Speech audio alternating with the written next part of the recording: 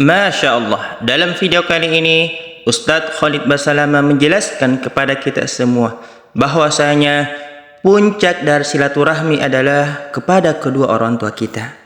Mari kita saksikan video kali ini, mudah-mudahan bisa menambah wawasan kita tentang Islam, memperluas keilmuan kita, dan bisa memberikan inspirasi kepada kita sehingga kita bisa menjadi anak yang lebih berbakti lagi kepada kedua orang tuanya. Selamat menyaksikan. Barakallahu fikum. Dan puncak silaturahim teman-teman sekalian adalah kedua orang tua kita. Teman-teman di sini yang pendatang, ya. Juga tentu yang mukim, yang orang yang memang asli di sini. Kalau orang tua Anda masih hidup, jangan sia-siakan.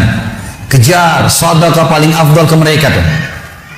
Silaturahim teman-teman sekalian. Pakai stopwatch kalau antum merasa terganggu pekerjaan. Telepon sehari 1 menit aja. 1 menit aja. Telepon tuh ayah, ibu, tanya kabarnya. Ayah, ibu baik, ada kebutuhan? Oh enggak ada nak, baik doain ya. Mereka bilang semoga kau selamat nak, sudah luar biasa tuh. Telepon mereka, teman-teman banyak di Indonesia, di Jakarta saya temukan yang memang merantau, akhirnya orang tuanya cuma ditelepon setahun sekali.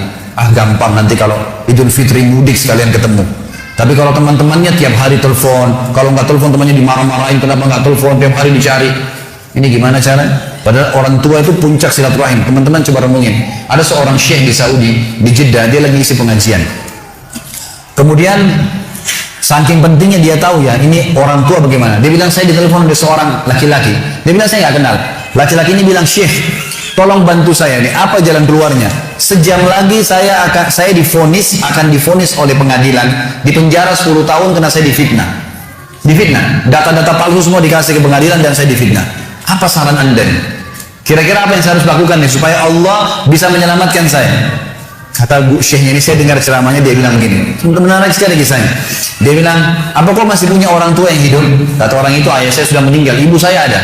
Kata syekhnya, kau masih bisa keluar dari pengadilan? Dia bilang masih bisa. Baik, sekarang kamu keluar dari pengadilan, bersinggah di restoran terbaik yang kau temuin, kemudian temuin ibumu, ajak makan siang ibumu.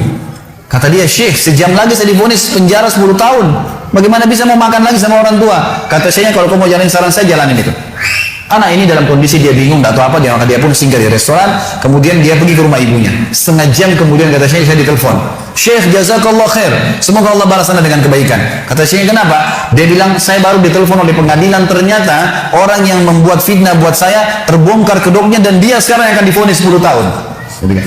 Dan semenjak saya masuk di sini, saya makan sama ibu saya, sekarang saya depan ibu saya, dari pertama saya masuk terus tulisannya ibu saya mendoakan, semoga kau selamat nak, terima kasih kau sudah datang bawa makanan. Hanya membawa makanan. Orang tua kita teman-teman sekalian tahu menilai penghasil, atau menilai pemberian anak kita, pemberian kita. Tidak pernah orang tua itu diberi sesuatu yang sederhana seperti teman kita masih bisa marah atau pasangan kita masih bisa meremut. Orang tua selalu berterima kasih dengan apapun yang kita berikan sedikit. Ada seorang anak di Jeddah meninggal dunia. Seorang syekh lagi sholat, suaranya Masya Allah bagus sekali kalau dia jadi imam.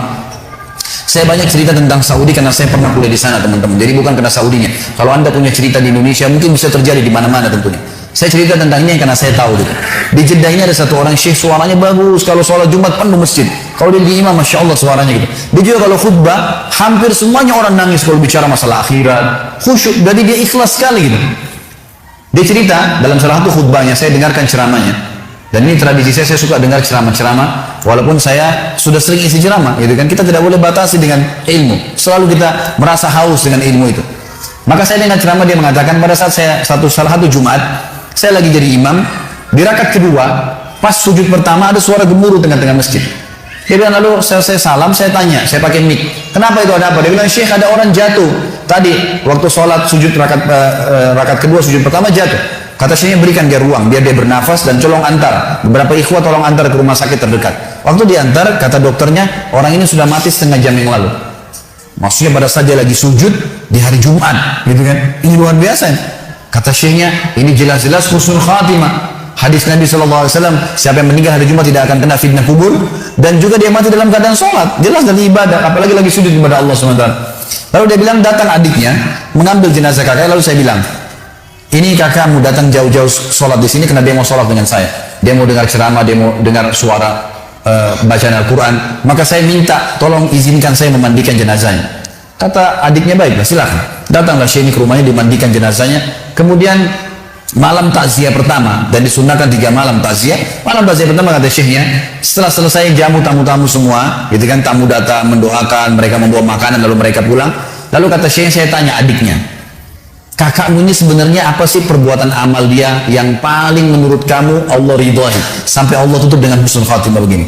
Dia bilang, Syekh, kami punya orang tua, ayah kami sudah meninggal, ibu kami masih ada hidup, dan kami 6 orang bersaudara, semuanya bakti dengan ibu kami. Tapi kakak saya ini punya kelebihan plus. Setiap kami datang ke rumah ibu kami, pasti dia yang paling pertama ada.